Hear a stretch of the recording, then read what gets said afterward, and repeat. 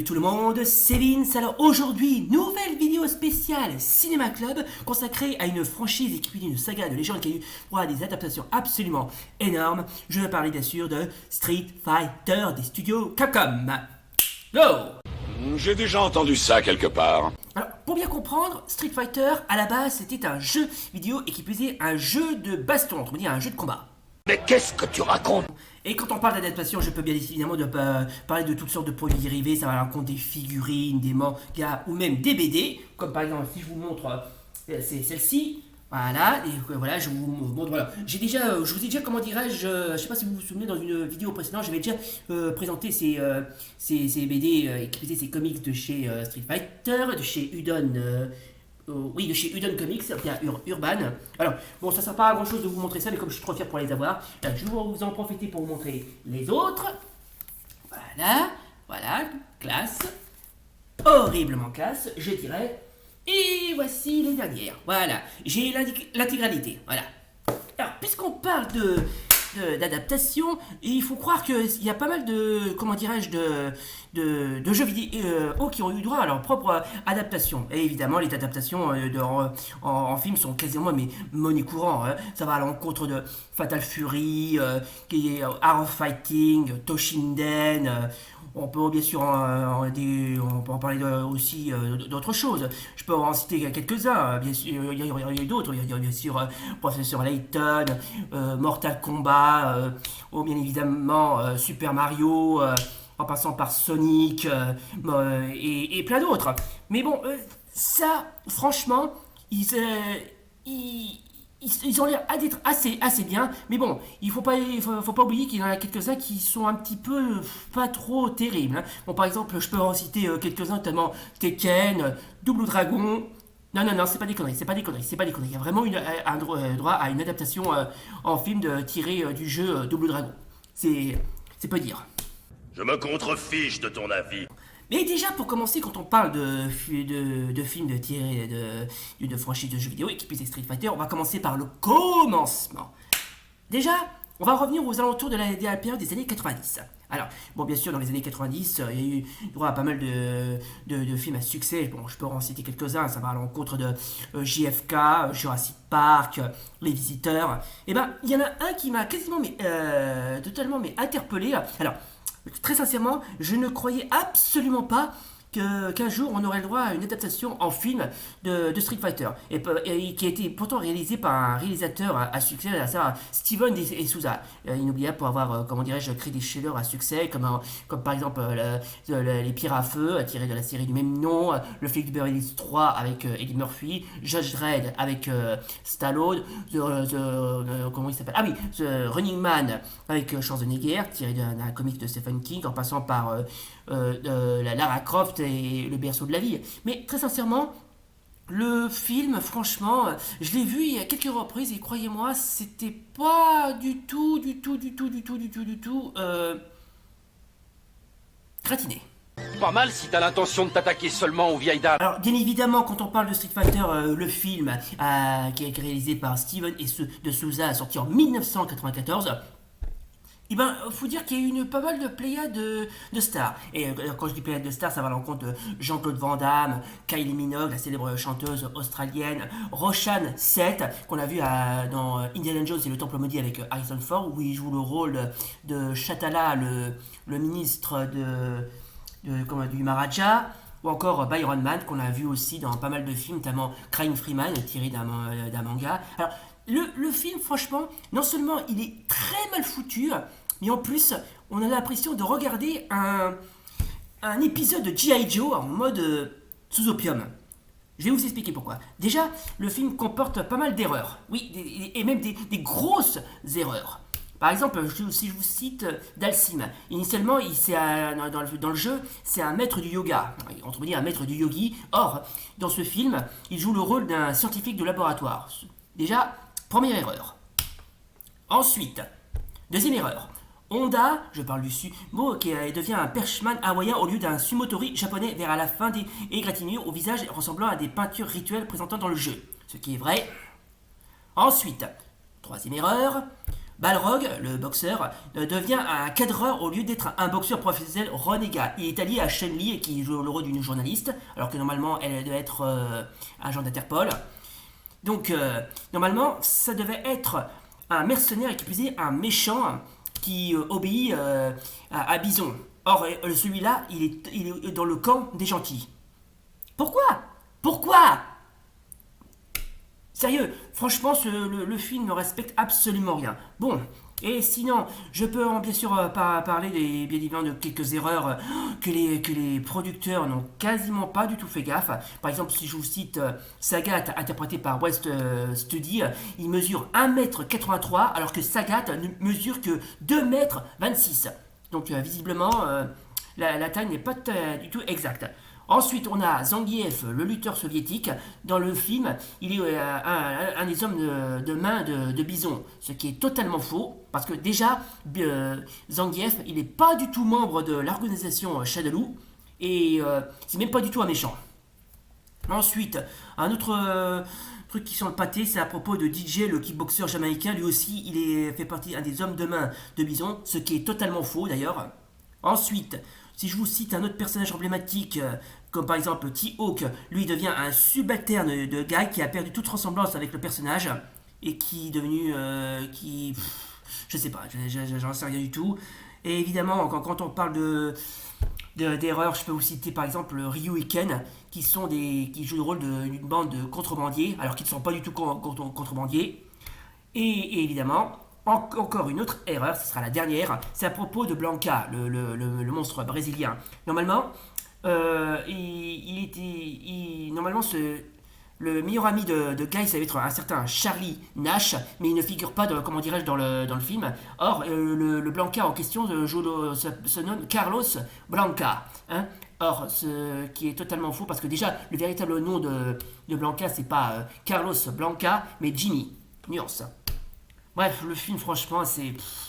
Je sais pas pourquoi ils ont quasiment fait des erreurs, mais... Bref, je suis déçu. Je suis amplement déçu. Tu ne parles pas sérieusement? D'ailleurs, franchement, le film, il m'a pas que déçu, il m'a... Je sais pas, j'arrive pas. J'ai pas réussi à me retrouver. J'ai beau été un des premiers fans hardcore de la franchise et qui peut des jeux vidéo. Je sais pas, ce film n'a pas... J'étais complètement abasourdi, quoi. C'est fou à quel point le nombre d'erreurs qui a été commise dans ce film. Je sais pas, je comprends pas. D'ailleurs, petite anecdote qui est assez amusante, c'est à propos de Raul Julia, inoubliable dans le rôle de Gomez dans la famille Adams. Qui non seulement ce sera son dernier rôle, puisqu'il est décédé la même année, en 1995, d'un accident vasculaire cérébral, je crois. C'était son dernier rôle, et qui jouait le rôle de Bison.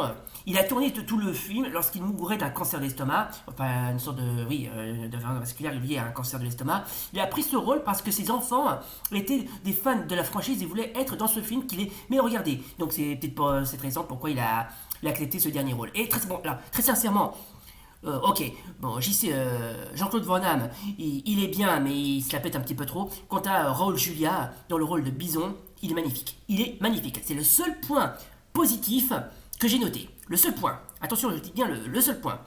Et bien évidemment, on aura le droit à pas mal une petite erreur que je vais m'apprêter à corriger. C'est à propos d'un personnage qui a été créé à la dernière minute. C'est à propos un mec qui s'appelle Sawada. Alors, je ne sais pas d'où il sort celui-là, mais à ce qui paraît être à la base de Fei Long, qui est un personnage que Capcom a rendu hommage en rendant hommage à Bruce Lee. Mais le problème, c'est que le personnage n'a pas réussi à capter l'attention, enfin il n'a pas très bien fonctionné, donc ils ont remplacé par... Ah oui, je crois que ça a un rapport parce que le mec il parlait pas très bien anglais, du coup ils ont remplacé par un japonais.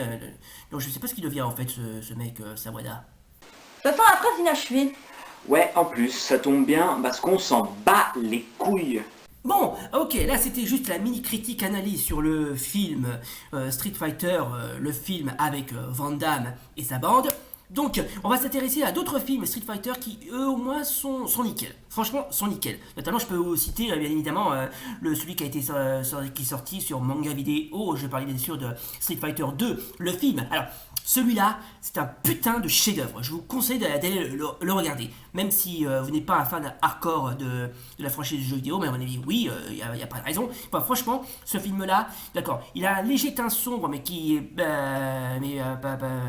Ok, oui, il a un léger teint sombre, limite un petit côté adulte, mais ça va, franchement, le film, même s'il a pris un petit peu de la bouteille, il n'a pas perdu de sa saveur. Non, non, non, il n'a pas perdu de sa saveur.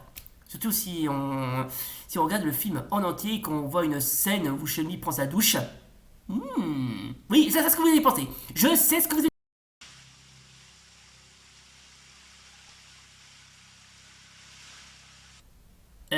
Je ne sais pas vous, mais quand on regarde ce genre de scène, on a l'impression de se sentir tel un prédateur sexuel.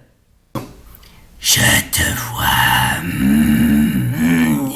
Miam, miam, miam. Qu'est-ce que vous avez dans la tête? Ok. J'avais droit à une petite blagounette dégueulasse. Promis, juré, j'arrête. Ok. Bon. Alors, puisqu'on parle d'autres films Street Fighter, j'en peux en citer quelques-uns, notamment Street Fighter Alpha et un autre Street Fighter, je crois que c'est un rapport EX Alpha, je sais pas, je ne connais pas cela. Enfin, le premier, je le connais, je crois que ça a un rapport avec qui a été, c'est un film, un petit OAV, limite un petit téléfilm assez bien foutu, qui est sorti aux alentours de l'année 99, qui pour célébrer les 20 ans les 10 ans de la série. Qui est plutôt pas mal, j'essaierai de voir si je peux vous le faire montrer de côté. Franchement, ça va, il est pas mal. Bon, et évidemment, je peux en citer quelques-uns qui sont sortis, notamment un film mettant en scène Chun-Li. Bon, je l'ai pas vu celui-là, il va falloir que j'essaie de le visionner celui-là. Et sinon, je peux en citer quelques-uns où on mettant en scène Ryu et Ken. Alors, celui-là, par contre, il est pas mal. Avant toute chose, ce n'était pas vraiment un film à en parler, c'était plutôt une sorte de web-série qu'on trouvable sur le net, mais qui a été transformée en film. C'est le seul film, franchement, qui respecte bien la franchise et bien les personnages. Non. Franchement, sans déconner, tout est nickel, tout est classe, tout est potable. Bon, et évidemment, puisque vous avez assisté, je vais en profiter pour vous montrer quelques petites scènes de Street Fighter 2, le film animé, avec la première, c'est du début, où Camille va littéralement buter de sang-froid un ministre dont je ne sais pas qui c'est. D'ailleurs, se dit en passant, attendez, voilà. Oui, alors, normalement, dans la version avec Van Damme réalisée par Steven de Souza, normalement, elle est dans le camp des gentils. Mais elle a aussi d'après ce que j'ai compris, Camille, elle a aussi un agent je crois que pas un agent d'Interpol, mais je crois que c'est un genre d'une organisation britannique, je pense qu'elle a été enlevée par Shadaloo et qui lui a complètement lavé le cerveau. Donc ce qui fait d'elle ce qu'on peut appeler un agent double, quoi.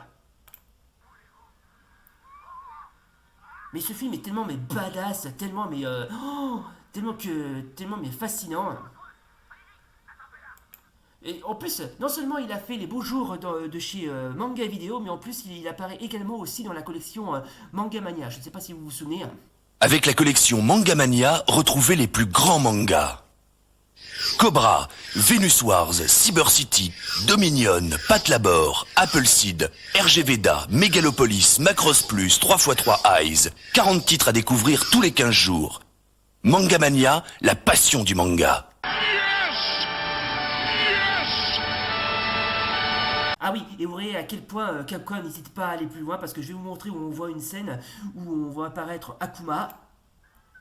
Je vais vous le montrer. Pas de patience. C'est dans la scène où Ryu arrive à Calcutta. Là, vous voyez le type allongé par terre avec des je sais pas ce que c'est, apparemment il se la joue marchand, et bah c'est là. Bon, l'écran est un petit peu flou, mais c'est bien Akuma, on le reconnaît avec son chignon, enfin ses cheveux attachés, vu de l'apparence de chignon, et son kimono assez, comment dirais-je, sombre. D'ailleurs, Akuma, se dit au passant, apparaît également aussi dans le film animé Street Fighter Alpha pour les 10 ans de la franchise. Et on l'appelle. Ah oui, il y a une autre aussi que vous devez savoir, puisqu'on parle du film, comment dirais-je, Street Fighter Alpha. Sorti en 1999, on assistera à l'apparition de Shun, le frère de Ryu. Parce que oui, sachez-le, Ryu a un frère. Ah bah, je le savais pas. Voilà les gens, c'était donc notre vidéo spéciale critique analyse spéciale Cinéma Club consacrée au film Street Fighter. Alors, bilan de ces films. Alors, le film avec Van Damme est moins bien, franchement. À ce qui paraît, c'était le pire film de tous les temps, paraît-il. Je dis pas paraît-il. Le film Street Fighter 2, franchement, il est nickel. D'accord, c'est même s'il a un petit côté adulte, il est badass. Quant aux autres, bah, ils sont assez bien, hein. Même s'il y en a certains que j'ai pas vus, franchement, ils méritent vraiment d'être regardés au moins une fois dans sa vie. Voilà donc, mesdames et messieurs, c'est tout pour aujourd'hui. J'espère que ça vous a plu. Suivez comme d'hab, n'oubliez pas le pouce bleu et l'abonnement. Et d'ici là, salut et rendez-vous pour de prochaines vidéos Cinéma Club. Et j'espère que si vous aimez le cinéma et les jeux basés et que vous utilisez les films basés sur les jeux vidéo, bah, n'hésitez pas à dire votre opinion. Voilà. Une réaction, Ryu? Non, je m'en moque. Désolé. Oh, et puis tant que j'y pense, j'aimerais dédier ce cadeau exclusif à tous mes fans.